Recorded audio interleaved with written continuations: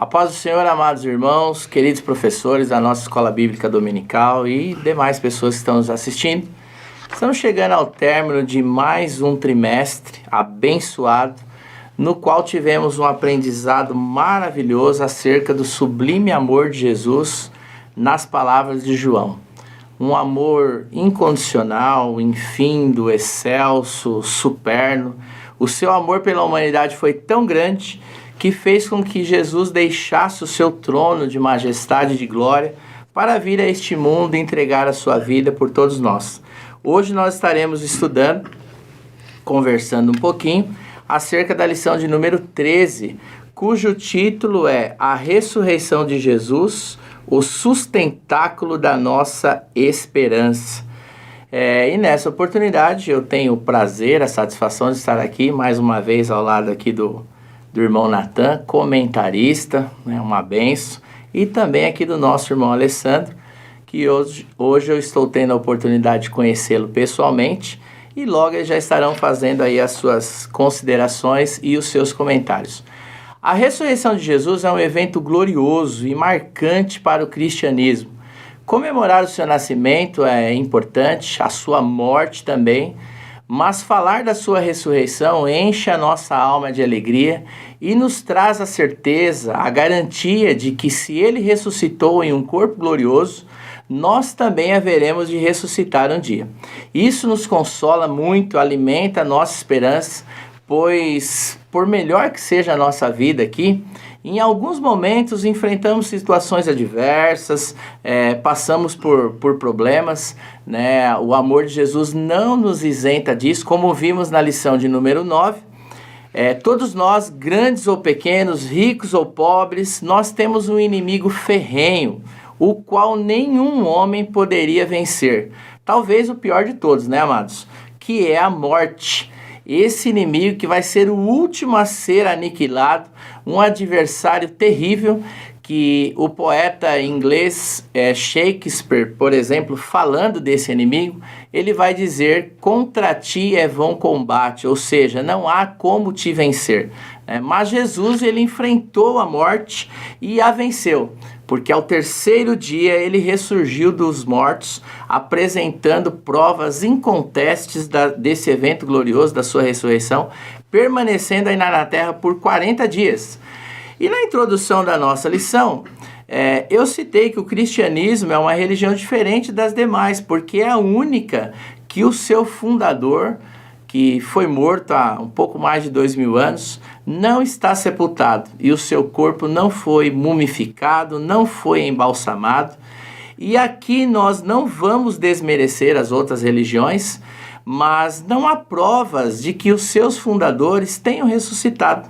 Os fragmentos de seus corpos estão nos sepulcros. Há poucos dias, amados, eu estava lendo uma reportagem na revista super interessante, e lá estava dizendo que foram encontrados restos, né, partes do crânio do fundador ali do budismo, e estavam ali colocados numa urna, mas não há registro na história de que nenhum dos outros fundadores das outras religiões tenham ressuscitado.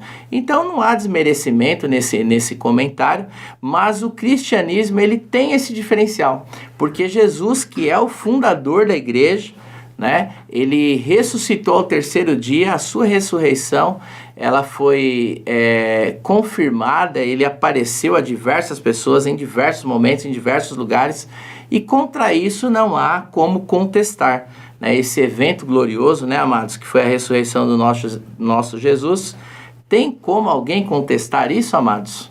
Apesar que as pessoas até tentam, né? Uns falam que o corpo foi escondido, entraram lá escondido, pegaram o corpo, levaram para outro lugar, mas a história, né, e ela registra que isso é um fato verídico, não é isso, amados? A paz do Senhor para os irmãos, todos que estão nos assistindo. Realmente, o irmão Daniel, é incontestável a ressurreição de Jesus. Quando nós pegamos ali no texto bíblico, vai dizer que a primeira desconfiança dos apóstolos, né, que no versículo 2 vai dizer que o Pedro e João estavam ali, os primeiros, né, nesse relato aqui de João. A primeira desconfiança é que o corpo tinha sido roubado, né? Maria Madalena também chora ali diante do sepulcro e até, né, na aparição de Jesus ela confunde Jesus com um jardineiro e a pergunta dela: para onde você levou o corpo de Jesus? Então essa foi a ideia, porque eles ainda não tinham entendido as escrituras, né? A gente vai ver isso mais para frente.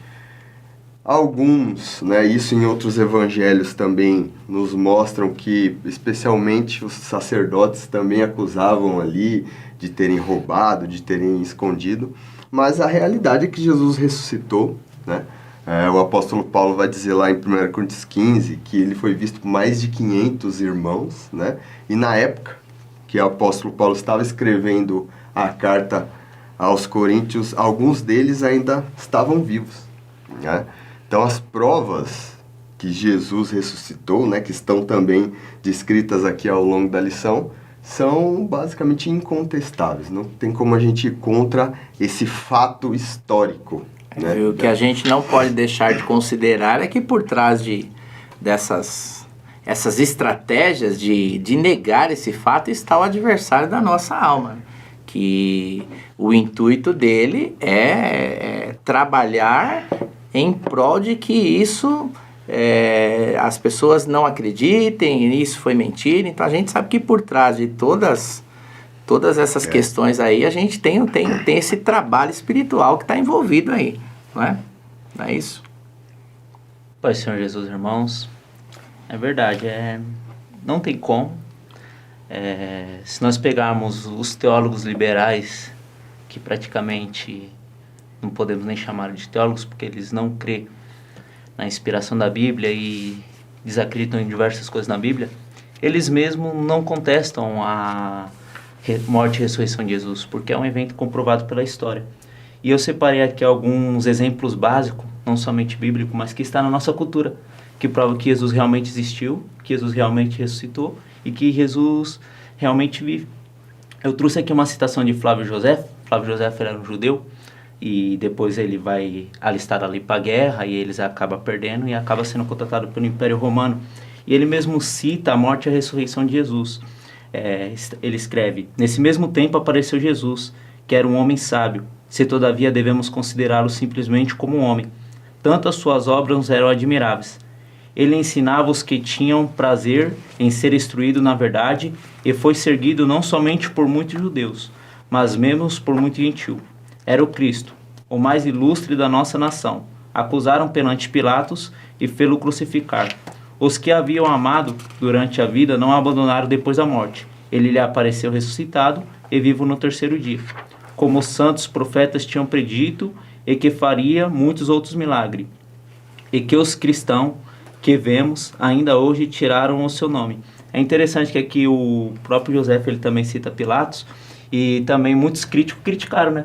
Se Pilatos realmente tinha existido. Só que eu acho que, salvo engano, no ano de 1969, foi achado lá em Israel alguns artefatos. E dentro desse artefato acharam um anel. E depois, quando traduziram, estava ali comprovado Pilatos, né? Então, que ele realmente existiu. Então, ainda algumas outras provas que nós podemos dar, assim, que está enraizada na nossa cultura, é o próprio Natal, 25 de dezembro, que nós comemoramos o nascimento do nosso Senhor Jesus Cristo, que ao longo da história da igreja era uma data de um deus pagão, Deus Sol, 25 de dezembro, e foi mudado para o dia suposto. É claro que Jesus não nasceu em 25 de dezembro, mas foi mudado para o dia de nascimento de Jesus Cristo. Nós temos a Páscoa, que nós comemoramos a morte e a ressurreição de Jesus Cristo. O nosso calendário também. Se nós pegarmos o nosso calendário, é uma prova que Jesus Cristo realmente ressurgiu, porque nós contamos antes e depois de Jesus Cristo, né? Então, acho que isso são alguns argumentos que nós temos, que isso está enraizado na nossa cultura, por assim dizer, que prova que realmente Jesus Cristo, ele veio, ele morreu e ele ressuscitou. Você trouxe aqui, Nathan, ali o fato de Jesus ter sido confundido com o jardineiro. E em alguns outros momentos, as aparições dele, que a gente já vai falar um pouquinho aqui no segundo tópico, causou uma surpresa ali nos discípulos, né? Mas será que era para causar toda essa surpresa? Porque é um fato que havia sido anunciado já no passado, né? Então aqui no tópico primeiro foi anunciado nas Escrituras, foi prometida por Jesus, né? Então é que essa questão de fé é um pouco complicado, né? Que a gente vai ver o próprio Tomé que esteve ali, falaram para ele e ele não acreditou. Mas não era para ter deixado margem para dúvidas, não é? Vamos dizer assim, ao longo do texto, capítulo 20, né, ali no versículo 9, vai dizer o seguinte, que João, né, que era o discípulo amado ali, no versículo 2, e Pedro também chegam ali no túmulo e olham, né, não veem Jesus, não veem o corpo. E no versículo 9 vai dizer, porque ainda não entendiam as Escrituras. Eles sabiam, mas não entendiam. Quando o apóstolo João escreve sobre ele mesmo que ele ainda não entendia a Escritura, provavelmente ele deve estar se referindo ao Salmo 16, versículo 10, a Isaías 53, né, que é o famoso texto ali cristológico, principalmente do versículo 10 ao 12, e um texto bastante interessante que é de Oséias 6:2, onde diz que o Santo de Deus iria ficar 3 dias, iria ressuscitar, Cristo iria padecer, mas ressuscitaria. Eu acredito que esse texto, que o próprio João escreveu isso, também como prova de que a ressurreição é real. Por quê? Imagina você chegando ali, por exemplo, João, e ele foi surpreendido por aquele fato. Então, a ressurreição de Cristo não foi algo criado, uma narrativa criada pelos discípulos porque era conveniente para eles. Não, eles também foram pegos de surpresa. No caso do Antigo Testamento, que já anunciava que Jesus que o Cristo, né, ia morrer e ressuscitar, eu acredito que os discípulos eles ainda tinham uma expectativa de reino terreno de Cristo. Eles tinham essa expectativa de que Cristo iria reinar, iria entrar em Jerusalém e destronar o Império Romano, destronar as autoridades que impediam Israel de ser a nação de Deus e reinar no lugar. Eu acredito que os discípulos, mesmo Jesus, falando o tempo todo que não era assim, que é necessário que Cristo padecesse, eu acredito que essa ideia permeava vamos dizer assim, o imaginário dos discípulos, né? Tanto é que nós vamos ver ali em textos como Mateus 16, 21, Mateus 20, versículo 17, Lucas 18. Esse texto de Lucas 18, do versículo 31 ao 34, é muito interessante, porque Jesus fala que ele vai para Jerusalém, é necessário padecer, e que ele vai morrer, mas ao terceiro dia ressuscitar. Só que o versículo 34, ele é bastante significativo. Diz assim, eles, porém, não entenderam nada disso. O significado dessas palavras lhes era encoberto, eles não sabiam do que Jesus estava falando. E em Lucas 9, do 43 ao 45, o versículo 45 diz a mesma coisa. Que Jesus estava falando, mas o significado das palavras do mestre, eles não entendiam, eles não compreendiam. Aqui a gente não está falando, imagino eu, irmão Daniel, irmão Alessandro, de que os discípulos não estavam entendendo as palavras de Jesus. Eles entendiam, eles ouviam, compreendiam as palavras, mas não entendiam o significado delas. E é interessante que o texto, tanto Lucas 18:34 como Lucas 9:45, parece que essa falta de entendimento dos discípulos é uma ação de fora para dentro. Não é uma ação que surge deles, mas parece que o significado, como o texto diz, lhe fora encoberto. Por quê? Né? Por que e a gente entende que quem poderia encobrir isso? O próprio Deus encobrindo esse entendimento aos discípulos. Novamente, eu acredito que tudo isso era uma diferença entre concepção dos discípulos que imaginavam Cristo destronando o Império Romano e reinando no seu lugar, mas o plano de Deus não era esse. O plano de Jesus não era esse, era muito maior. O reino de Deus não era só para Israel, o Israel terreno, mas o plano de Jesus era um reino que se estendesse a toda a tribo, raça, língua e nação. Então, eu acredito que existe essa diferença de propósito e de expectativa de reino. Por isso que o significado da palavra de Jesus, de que ele iria morrer, de que ele iria ressuscitar, naquele momento que ele falou não fazia sentido para os discípulos. Porque eles estavam ali com uma expectativa errada. Mas quando Jesus ressuscita e eles começam a ver o reino de Deus verdadeiramente, aí é aquele... né, parece que quando a gente entende uma coisa e faz um clique na nossa cabeça, agora eu entendi o que Jesus está falando. Agora eu entendo o reino de Deus. Então, por mais que a Escritura revelasse que Jesus, que o Cristo, iria morrer e ressuscitar, o próprio Jesus falando isso claramente, eu acho que essa narrativa que os discípulos tinham na mente impediam, e também a ação de Deus impediam deles compreender verdadeiramente o propósito de Cristo. Avançando um pouquinho, amados, para o tópico segundo, vai falar aí sobre as aparições de Jesus após ser ressuscitado. Normalmente nós dizemos que contra fatos não há argumentos, né? O fato é algo verídico, incontestável, que realmente aconteceu e ele independe de opiniões, né? Fato, não tem como alguém, né, dizer o contrário. Ele é comprovado. A opinião já é diferente. O fato já não deixa dúvidas, ele é real, ele não é subjetivo, ele é objetivo, é concreto. Então Jesus ele fez questão de aparecer em diversos momentos, em diversos locais diferentes, a diversas pessoas.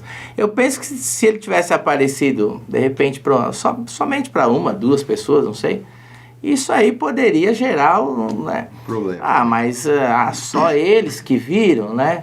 Então, Jesus fez questão, né, nesse período, após a sua ressurreição, ele fez questão de aparecer em diversos lugares para que não deixasse margem de dúvidas com relação a esse evento.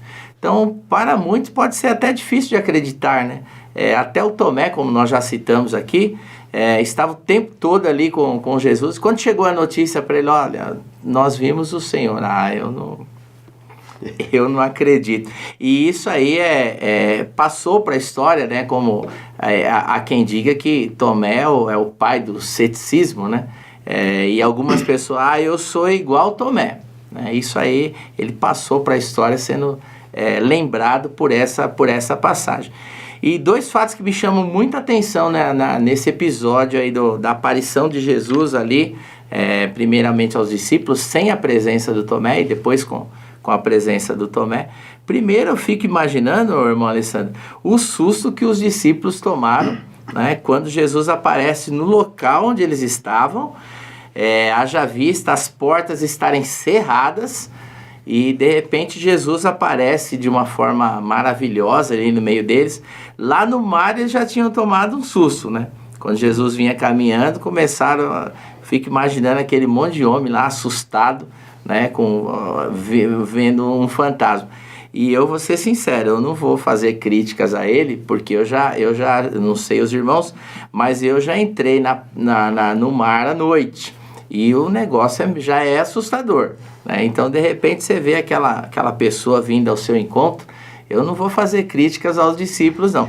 Mas, nesse momento, eu fico imaginando a surpresa que eles tiveram ali, as portas todas fechadas, eles com medo ali de uma possível perseguição. E, de repente, Jesus aparece ali no meio deles. Tomé não estava presente.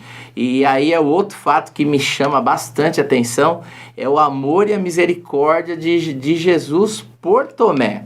Porque ele disse, eu não creio, se não aparecer para mim, né, eu não... E Jesus, ele se mostra, né, misericordioso e no outro momento, né? Ele reaparece e aí chega para ele e fala, olha, estou aqui, Tomé, que quer pôr a mão aqui, pode vir conferir. Isso aí nos mostra o grande amor de Jesus, as misericórdias dele. E também podemos falar da pesca maravilhosa, né? Que Jesus também aparece ali para os discípulos, né? Então a gente poderia falar bastante coisa aí acerca das aparições, né? Então o que é importante nós destacarmos é que ele fez questão, né, de provar ali aos seus discípulos, né, que ele havia ressuscitado, né, para que isso não ficasse dúvida. É isso que a gente pode perceber nessas aparições dele após a sua ressurreição. Não é isso, irmão Alessandro? Sim. E primeiro, antes de eu começar a pensar um pouco sobre as aparições de Jesus, como nosso irmão Daniel já disse, eles viviam no tempo que eles não tinham a revelação completa, né? A revelação era a revelação progressiva, eles só tinham o Antigo Testamento. Então, eles tinham a crença judaica, né? E quando nós olhamos para o Antigo Testamento, esse negócio de ressurreição não era muito, assim, bem claro. Alguém já disse, se você pegar um judeu, ou pegar 5 judeus e colocar sobre uma posição, você vai ter 6, 7 posições diferentes sobre ressurreição. Então, aí nós vemos a imaturidade deles, de ainda não compreender de que fato era. Então, Jesus, ele aparece para testificar que ele realmente ressuscitou com o mesmo corpo. Até se nós pegar os saduceus, era um grupo religioso que existia na época de Jesus, eles, a maior parte deles pertencia ao Sinédrio, isso nós encontramos em Atos capítulo 5, versículo 17. Eles rejeitavam o Antigo Testamento, eles só aceitavam o Pentateuco. E nós vamos ver nos evangelhos sinóticos, Mateus capítulo 22, versículo 23, Marcos capítulo 12, versículo 18, Lucas capítulo 20, versículo 27, que eles rejeitavam a ressurreição, eles não criam em anjo e nem em espíritos, isso está em Atos capítulo 23, versículo 8.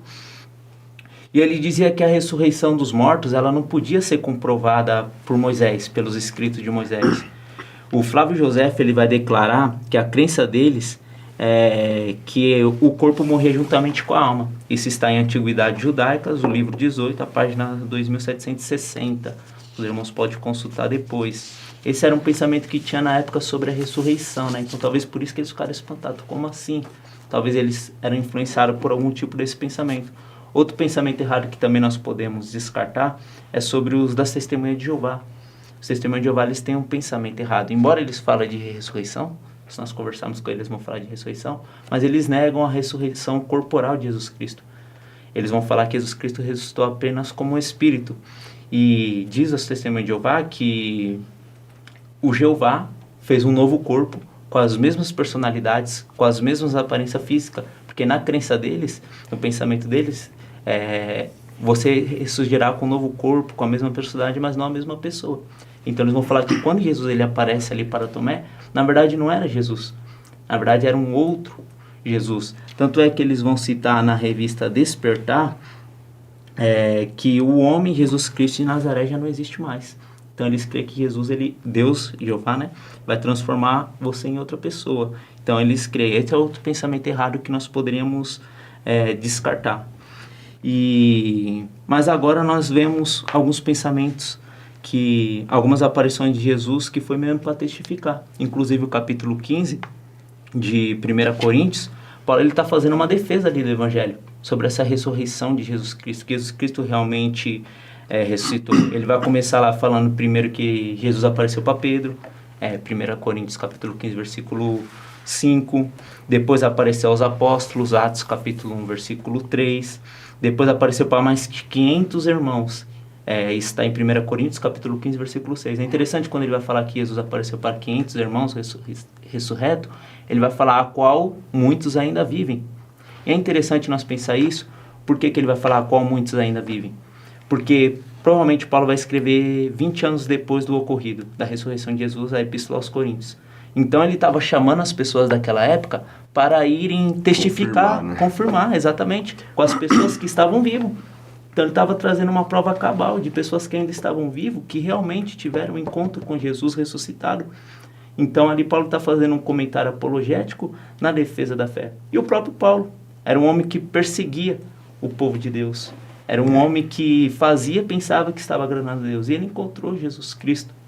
Isso prova que a ressurreição de Jesus Cristo, quando o Cristo ele quis aparecer ressuscitado, ele quis comprovar que ele realmente era o Cristo, o Filho de Deus. É isso que ele se revela lá para Paulo, né? E agora ele muda totalmente a sua mente, se converte ao cristianismo e agora passa a propagar o Cristo e a esse ressuscitado, né? Então acho que a ressurreição de Jesus Cristo, ela traz isso para a gente, para comprovar realmente que ele vive e que ele reina para todos sempre, que ele veio para morrer pelos nossos pecados.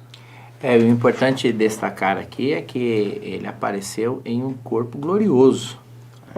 Diferente. Então, ele foi reconhecido nesse corpo glorioso, ele foi reconhecido ali pelos discípulos. Inclusive, ele falou para o próprio Tomé, olha, você pode colocar a mão aqui, né? Você quer colocar a mão aqui do lado? Né? Eu estou aqui, né?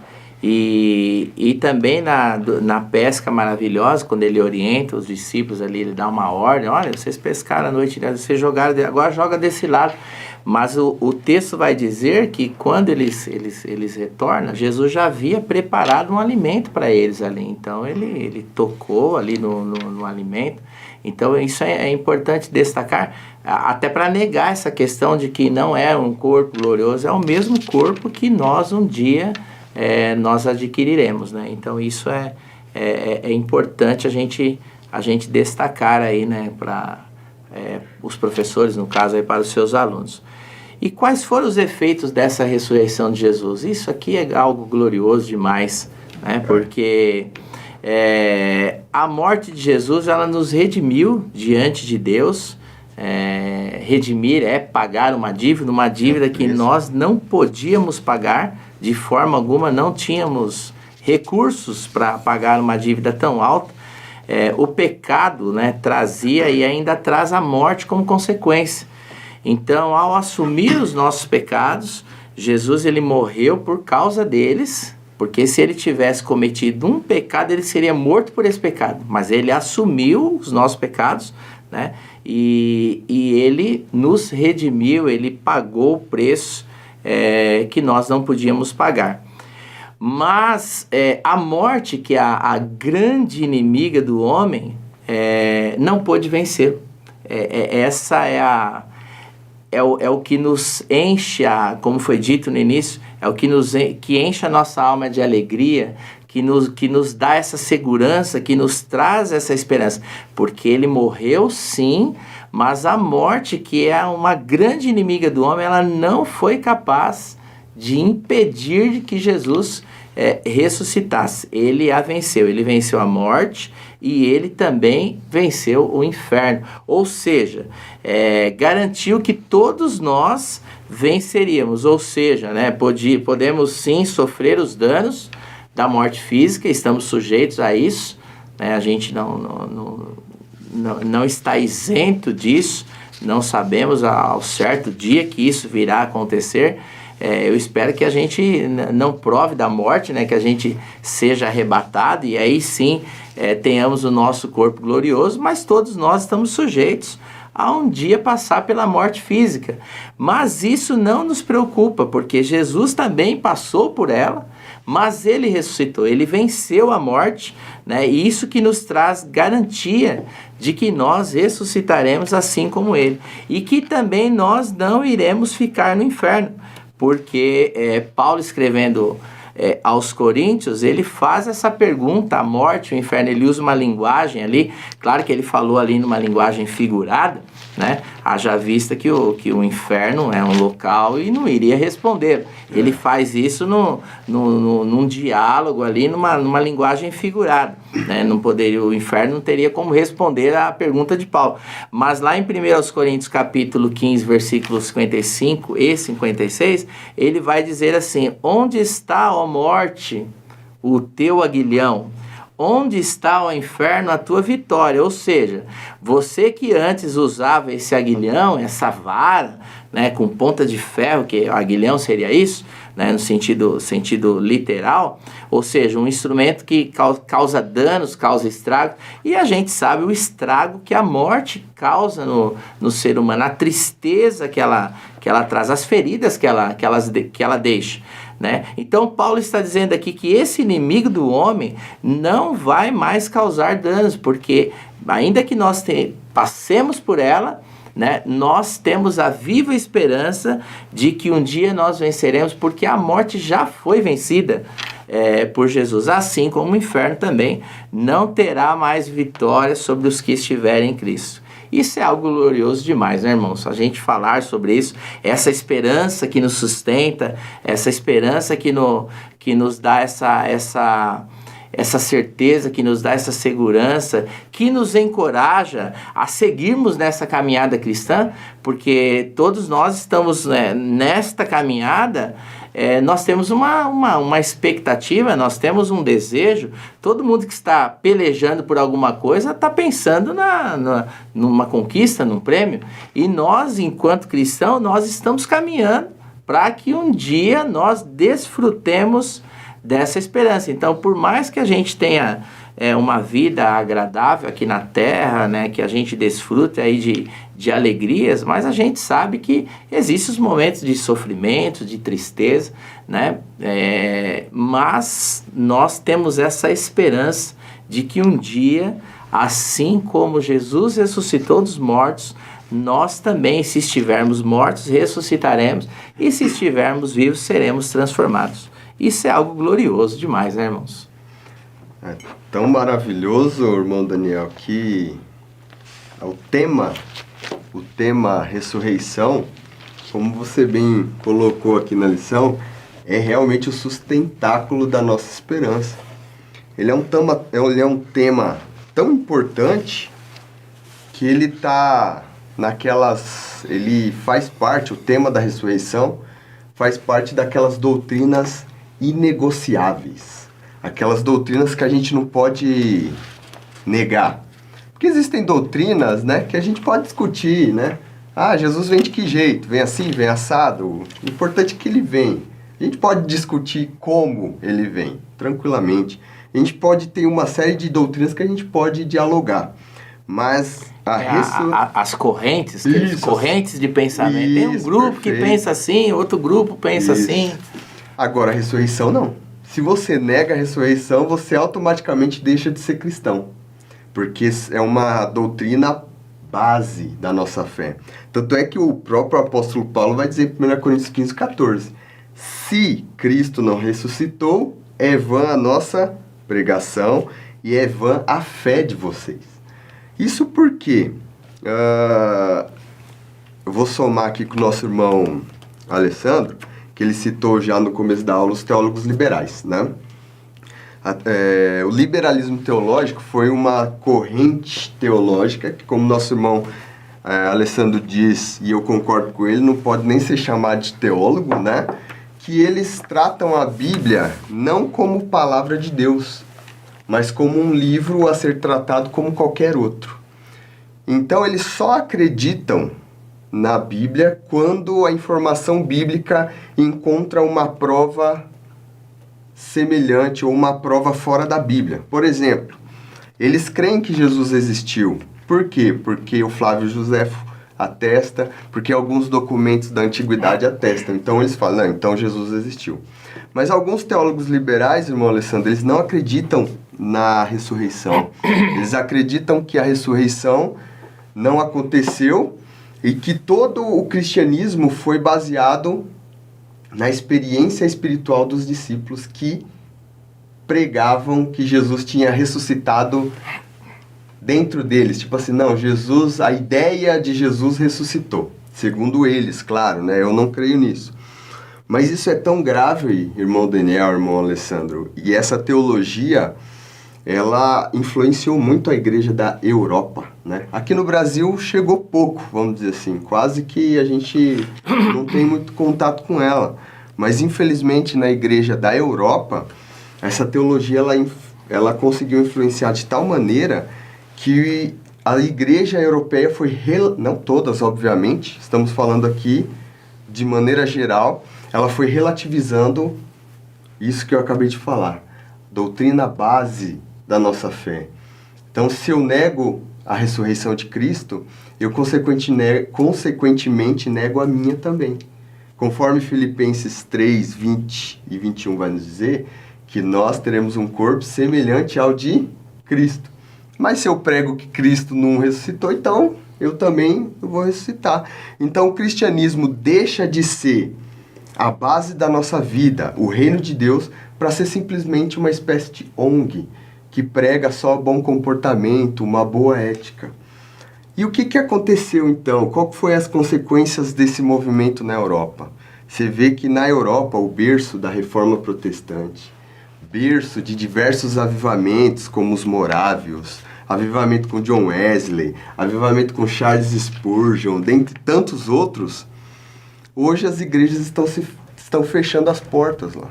Igrejas estão sendo transformadas em shoppings, pistas de skate. Igreja está ficando cada vez menos relevante no cenário europeu. E isso por quê? Porque relativizaram algumas bases da fé cristã. Existem coisas da fé cristã que a gente não pode negociar. Que a gente não pode falar assim, não, vamos conversar. Não. A nossa convicção é, Jesus ressuscitou. E isso é uma verdade absoluta para mim. E qual é o efeito dessa ressurreição? Jesus ressurreto pagou o preço dos meus pecados. É interessante, eu gostaria de voltar um pouquinho aqui no texto, meus irmãos, que no versículo 22 do capítulo 20 de João, olha que interessante. E havendo dito isso, soprou sobre eles e disse, recebei o Espírito Santo. Por que agora? Naquele momento, Os discípulos passaram 3 anos com Jesus e agora que eles receberam o Espírito Santo, porque eles só poderiam receber o Espírito Santo dessa forma, como a habitação do Espírito Santo, depois que Jesus tivesse pagado o preço pelos pecados. Então você percebe a ressurreição, a morte e ressurreição, o combo aí, vamos dizer, morte e ressurreição de Jesus, me proporcionou o quê? O Espírito Santo na minha vida. A habitação do Espírito Santo na minha vida como penhor da minha salvação, ou seja, a própria habitação do Espírito Santo na minha vida já é uma garantia que eu vou ser salvo, porque Cristo me deu o Espírito Santo, porque Cristo possibilitou isso. Cristo me fez ser transformado, me transforma a cada dia pela atuação do Espírito Santo e nos prometeu buscar também. Seremos ressurretos se morrermos. Se esse corpo físico morrer, se eu não ficar aqui para ver o arrebatamento, eu creio que eu serei arrebatado, eu creio que eu estarei com Cristo, e mesmo se eu não morrer fisicamente, se eu estiver presente no arrebatamento, eu creio que eu serei transformado, como o apóstolo Paulo nos diz. Então, irmãos, a ressurreição é uma base que faz toda a diferença na nossa fé. O título da lição é perfeito, é o sustentáculo da nossa esperança. Não é simplesmente uma doutrina que eu tenho que decorar. Não, é algo que tem que estar numa convicção do meu coração, tem que estar lá dentro. Tem que ser aquele tipo de coisa que não somente me faz acreditar teoricamente em alguma coisa, mas que esteja como uma convicção do meu coração. Irmão Daniel. Essa semana eu estive lendo um comentário escrito pelo reverendo Hernandes Dias Lopes e eu achei assim lindo o comentário que ele fez e eu gostaria de citá-lo aqui. Então, abre aspas, as melhores notícias do mundo vieram de um túmulo vazio. Se a morte tivesse triunfado sobre Jesus, estaríamos desprovidos de esperança. A ressurreição de Cristo é o alicerce da nossa esperança, a garantia absoluta de que caminhamos para um glorioso amanhecer e não para um ocaso tenebroso. A morte não tem mais a última palavra, seu aguilhão foi arrancado e porque Cristo vive, podemos crer no amanhã. Fecha aspas. Isso aqui é glorioso demais. Verdade. Porque quando a gente pensa em túmulo, né, que a gente, infelizmente, às vezes que nós temos que ir ao cemitério, então a gente chega ali, a gente vê pessoas entristecidas, pessoas chorando ali diante de tudo, pela perda de um ente querido, e a gente sabe que tem algumas pessoas que ainda veem a morte de Jesus dessa forma, a morte de... Então, mas para nós, o túmulo de Jesus, eu nunca estive lá, não tive a oportunidade ainda de estar lá, pretendo ir um dia, não sei quando. Mas é um local onde não, eu citei inclusive isso na lição, não há cheiro de morte, não há tristeza. É um local onde traz alegria, traz esperança, porque quando nós olhamos para...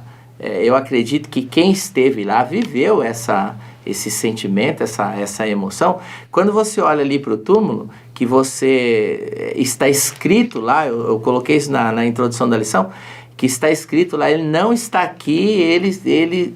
Aí nós olhamos para aquilo, nós também não ficaremos lá, né? O nosso corpo, ele vai descer à sepultura, mas um dia ele será restaurado. Um dia nós estaremos também num corpo glorioso. Então isso é maravilhoso. A morte, como dito aqui pelo reverendo, ela não tem mais a última palavra. Né? E às vezes a gente até ouve, é um ditado que as pessoas usam, né? Olha, só não tem solução para a morte. Tem, nesse caso tem, porque nós sabemos que Jesus, ele venceu a morte. Né? Quando as pessoas usam essa expressão, só não tem solução para a morte, é porque ela é o caminho de todos. Por mais que a pessoa tenha uma longevidade, por mais que tenha dinheiro, um dia ele vai ter que enfrentá-lo. Mas no sentido de que a última palavra não é mais dela, a gente tem essa certeza, porque Jesus, ele trouxe isso para nós. Isso é maravilhoso. Eu li, acho que há uns 2 anos atrás, um comentário bíblico expositivo de Philip Graham, e ele falava que se tirarmos a cruz, acabou o cristianismo. E ele trazia uma reflexão sobre uma obra com mulheres chorando. E tinha uma outra obra com mulheres em volta de uma cruz, adorando, e a cruz estava vazia. Né? E ele falava que isso é o cristianismo, a cruz está vazia, Jesus não está lá, Jesus ressuscitou. E é como o nosso irmão Natan disse, que se nós tirarmos a ressurreição de Jesus Cristo, acabou. É como se fosse uma pirâmide de lata.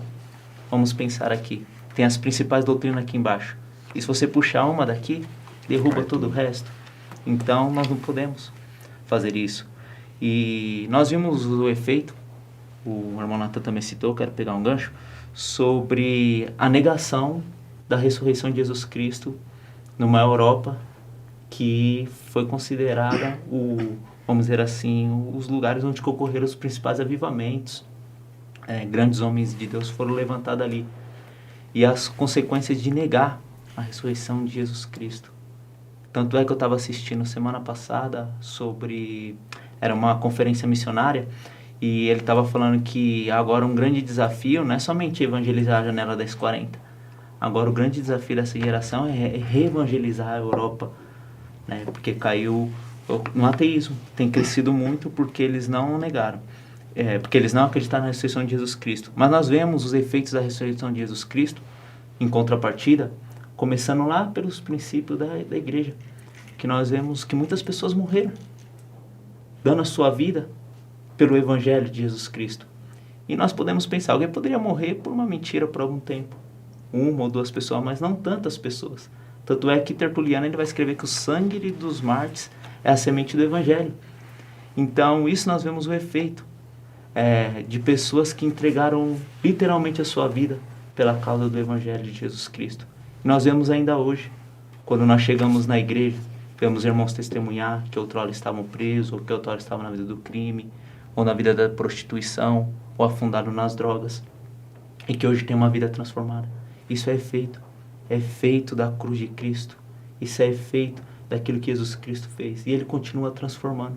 Então, isso é maravilhoso de nós pensar e nos estimula ainda a pregar o Evangelho. Porque Jesus Cristo ainda Ele quer salvar muitas e muitas e muitas outras pessoas.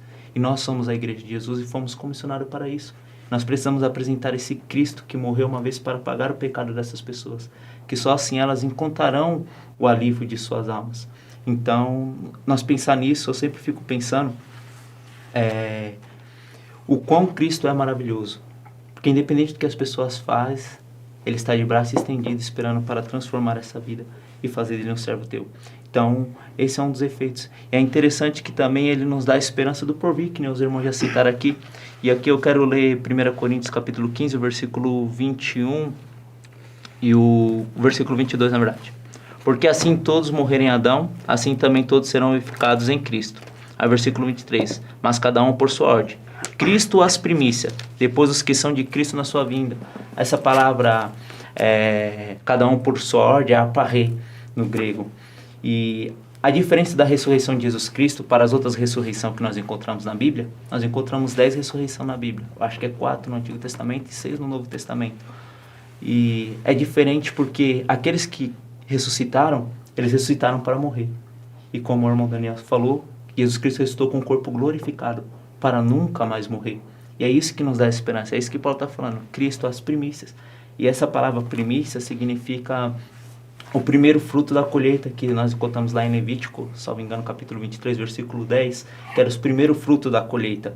E Adam Clarke, ele vai fazer uma análise disso. Ele vai falar, Cristo ressuscitou dos mortos, é a primícia dos que dormem. Sua ressurreição foi demonstrada e a nossa ressurreição a seguir.